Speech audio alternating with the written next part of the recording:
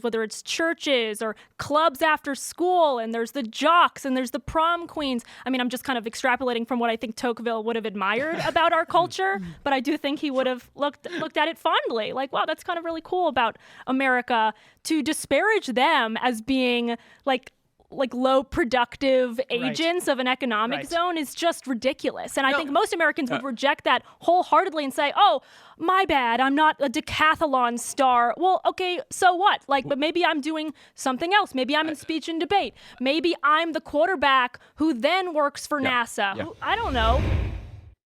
I think that the America First market conservatives like Daniel are a majority of the Republican Party. They want to see economic growth. They want to see the United States be the strongest and most economically prosperous country in the world. And if you look at the research that's been done on this, the H1-B restrictions are encouraging offshoring to other countries. And you're reducing investment in the United States. You're reducing the number of major companies who are created here and built here. You're increasing the amount of competitors who are getting startups in China and India and Canada.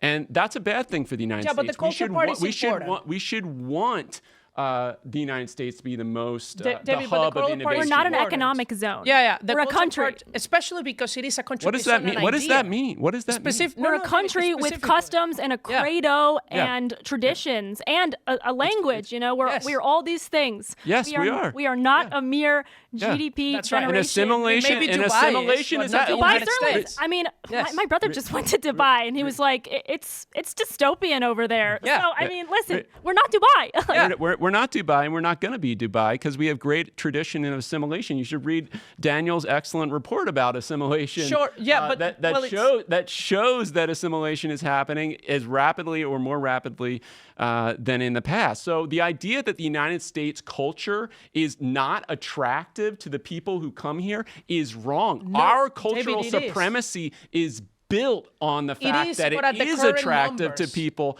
around. It is at the current numbers. If you just but our current numbers are tiny. I mean, if you compare to the early 20th century, we had legal immigration rates 3 to 4 times what they were, and they were all people. They were not professionals. They were not people. They were not. You also had 3 times the birth rates. You know, sure. the culture.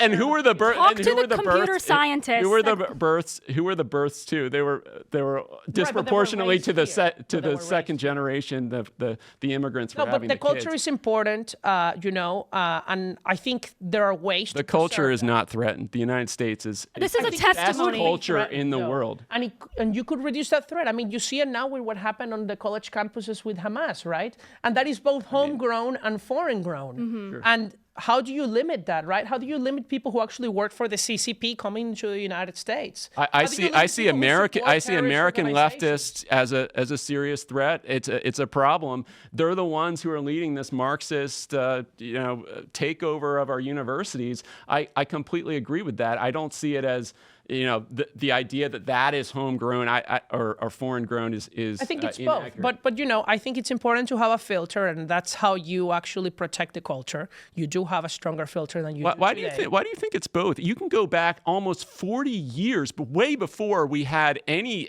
major, to the 70s, the Marxists had already taken over significant portions of academia, and it's only continued since then. I'm not saying that the idea that getting rid of immigration is going to restore America to its traditional founding David, this is so homegrown that I visit accurate. high schools speaking against socialism. I went to one high school in North Carolina last year, and I saw a picture of Che Guevara in the classroom. It was the Spanish classroom, and it was the only Spanish teacher who was like a white guy born in the United States, not the immigrants from Latin America. And he had the picture of Che Guevara. And so the indoctrination is happening. I see it even in my school among the PhD students. It's the foreign ones that are less woke than the American-born ones. Absolutely. Because woke ideology is here, and it's being exported out of the United States. But I think Trump said he wanted to get rid of the kids who were protesting in the streets. And I agree. Against Israel because they were on foreign visas. Some of them. Yeah, but I mean, listen, I agree that it's homegrown. I'll be the first to admit that academia has been captured from within, not from outside. It's not like there was a foreign plant a long time ago. But I think that just comes from, honestly, the decadence that America has experienced, and I think it's been led down these slippery slopes to these ideologies. Because, and if you can get rid of a communist, why wouldn't you? You know, like, Yeah. if you can, those are the ones you can get rid of. So why wouldn't you? Well, I still believe in free speech, and I don't think we should just round up all the communists in the country and put them sounds in pretty good to cages. me. I mean, I don't look, know. I'm from Venezuela, man. Yeah, no, but they serve a useful idiot function in our society of being easy to ridicule.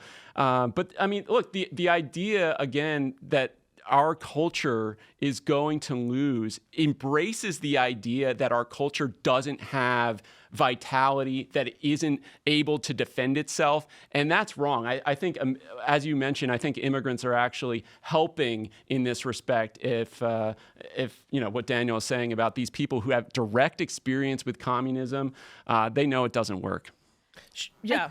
I do think, though, Vivek's critique was particularly inflammatory because he's basically saying that the bedrock, I think, of American society, as, you know, Tocqueville said, there's this flourishing component of American society, these little platoons and kind of mediating institutions, whether it's churches or clubs after school, and there's the jocks and there's the prom queens. I mean, I'm just kind of extrapolating from what I think Tocqueville would have admired about our culture, but I do think he would have looked at it fondly, like, wow, that's kind of really cool about America.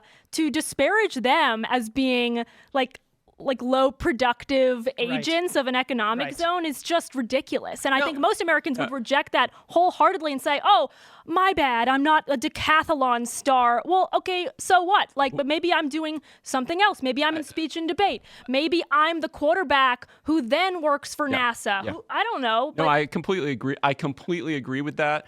I think the idea, the great thing about the United States is that we can do whatever. If we want to be a psychology major and you know, focus on football, I mean, we can do those things. It's a luxury, and that's a benefit. And the fact that we have these immigrants who want to come here and do extremely difficult jobs, whether at the low end or at the high end, that's a great thing for our country that Americans benefit from, that we can do a lot more things and not more. We can do a lot more things than we could otherwise because of immigrants being here. There's a cost to every benefit, right? So there are still some. Yeah, the companies pay them. That's the cost. This is just a testimony. It's just a testimony from friends and family who are computer scientists. Some of them graduated from tech schools, and they have problems with what's going on. Okay, they have, because listen, if you have to train.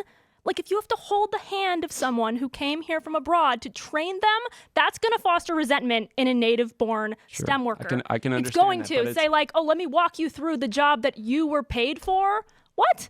Like, I mean, that's crazy, you know? Well, but that's the easy thing, right? If we just agree on doing the wage ranking and picking up the best people, you wouldn't have to train anybody like that. Sure. You get rid of the resentment. But I do agree that there's a trade-off. I mean, I'm the biggest, you know, supporter of America and what America stands for. I think this is the best country in the world for many reasons, not because it's the richest. Yes, it's one of the richest, but it's because of what it was founded on. It's the culture. So that's why I think that Vivek's criticism was a little misplaced, even though he did have a good point in that marriage rates have fallen, the academic quality has fallen. The family has broken apart, and that has destroyed education for children. Yes. There is communist indoctrination. All of these things are true, and we have to fight that.